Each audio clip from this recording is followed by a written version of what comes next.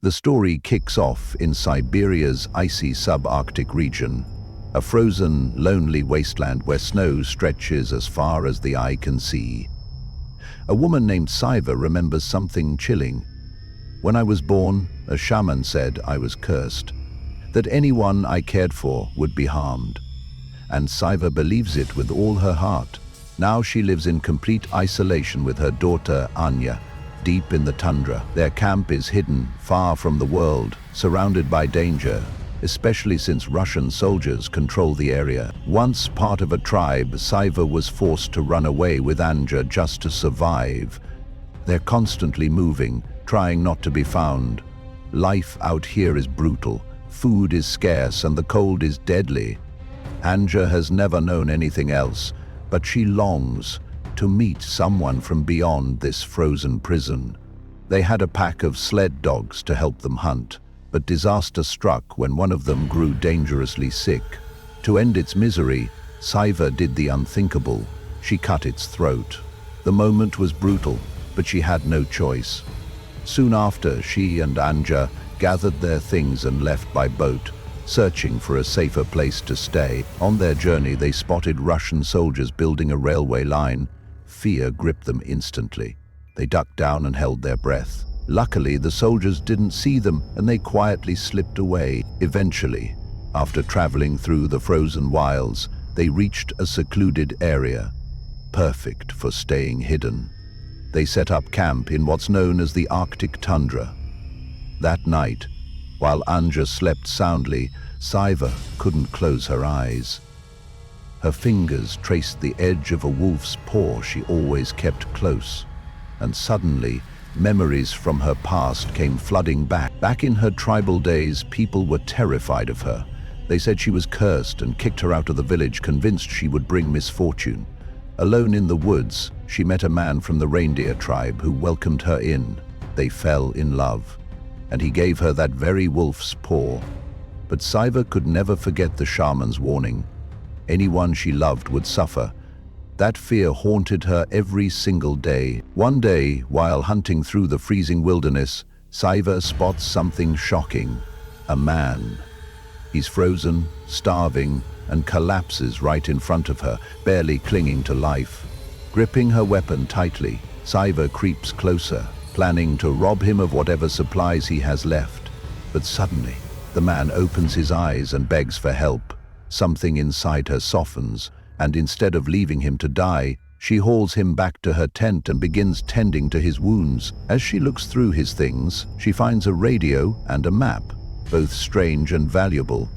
When Anja walks in and sees the unconscious stranger, she gasps.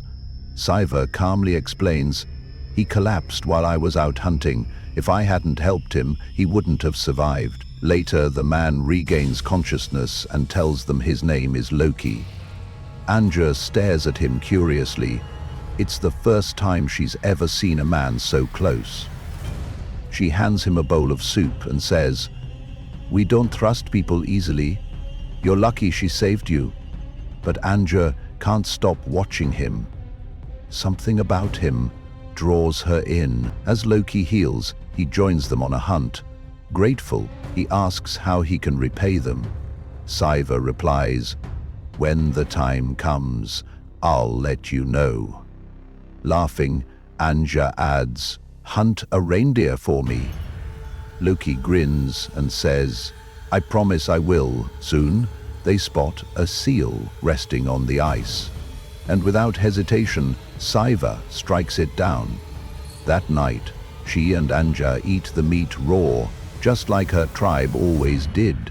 Loki is stunned. He's never seen anyone eat like that before. Disgusted, he quietly cooks his share over a small fire. Later, he takes out his radio and shows it to Anja. He turns it on, and music begins to play. Anja's eyes widen in amazement. It's the first time she's ever heard anything like it. Saiva watches from a distance, her gaze fixed on Loki with a quiet ache in her heart. Curious, she asks him how he ended up out here. Loki tells them a dark story. Russian soldiers stormed his village, forced the men into hard labor, and left him with no way out. He managed to escape but wandered for days without food, until Saiva found him and saved his life. "If they catch me again, they'll kill me," he says. Saiva, cautious, warns him, "Stay with us until the cold passes, then leave." Deep down, she knows he could bring trouble. Meanwhile, Anja is clearly falling for him. One evening, she even asks Loki to comb her hair, something only her mother ever did before. Loki smiles and agrees, but Saiva doesn't like it one bit. Her jealousy burns quietly, and Loki can already tell Saiva has feelings for him. The next morning, Loki grabs Saiva's gun without asking and slips out to hunt, determined to keep his promise to Anja. He spots a reindeer, takes aim, but before he can fire, 2 Russian soldiers jump out from behind the snow-covered trees. It's an ambush. They try to take him, but Loki fights back fiercely, slashing them down one by one with his knife. He returns to camp, blood on his hands, dragging their supplies behind him. Back at the tent, Saiva is on edge. She warns Anja, "Don't get too close to him, you don't really know who he is." But Anja brushes her off. Saiva's frustration boils over. She storms out of the tent, fuming. Moments later, Loki arrives and tells Saiva he needs to speak with her alone. There's something serious he wants to share. But before he can say a word, Anja bursts in, thrilled to see the food he's brought. The moment slips away. As days pass, Loki and Anja grow even closer, and Saiva feels more alone than ever. Her jealousy turns into pain. The story flashes back again to a horrifying memory. Saiva once returned from a hunt to find her entire tribe slaughtered. Her lover was still alive but tied up. He motioned for her to hide, and right after, Russian soldiers walked in and slit his throat in front of her eyes. They then captured her, violated her, and left her barely alive in the snow. After barely escaping with her life, Saiva stumbled across a tent, and inside, she heard the soft cries of a baby. It was Anja. One of the soldiers had told her coldly, "People like you don't belong here. Once you're gone, this land will be ours." He demanded that Saiva lead them across the glaciers. She pretended to agree, but halfway through she pulled out her knife, sliced the rope, and sent the entire group plunging into a deep ice crevice. From that moment on, Saiva claimed Anja as her own and raised her in secrecy. Now, back in the present, Saiva is drowning in memories. Meanwhile, Anja and Loki are getting closer every day, until one day, Anja tells Saiva she's pregnant. Not only that, she and Loki are planning to leave the tundra behind and start fresh in the real world. Saiva is shattered. She begs Anja to reconsider, but Anja is firm.